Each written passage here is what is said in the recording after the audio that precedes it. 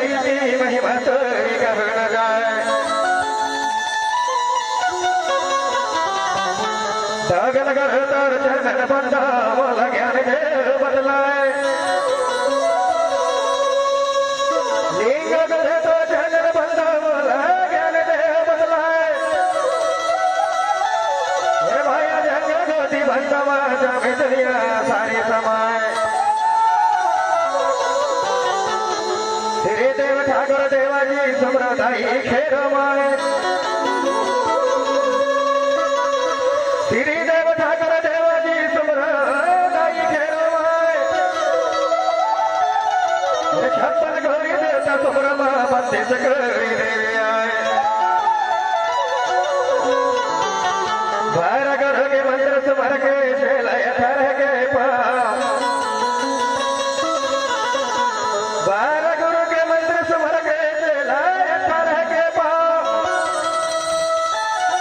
चलक दसाई बरहाई माता कंकालीन भैया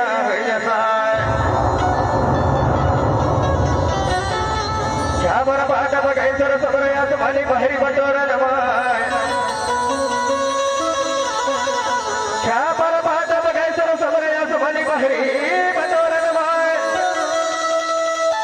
अरे चाहूर समर के गोट के गोटवाला देव जगाय विदर्ग की बूढ़ी भवानी रजी सरले बनिया दाय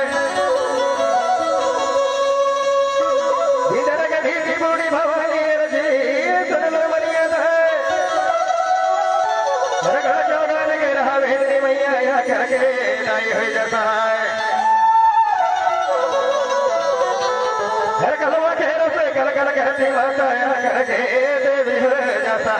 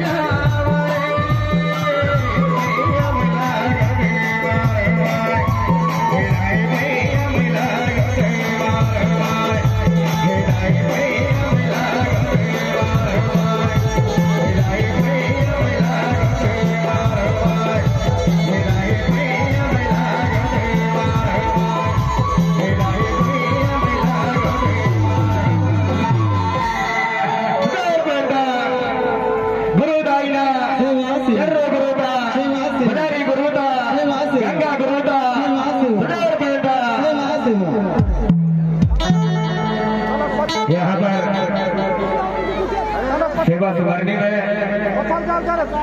भाव पर्वत रूप में यहाँ पर जो शक्ति आई हुई है, आप सभी से अर्जी है, विनती है, कृपया करके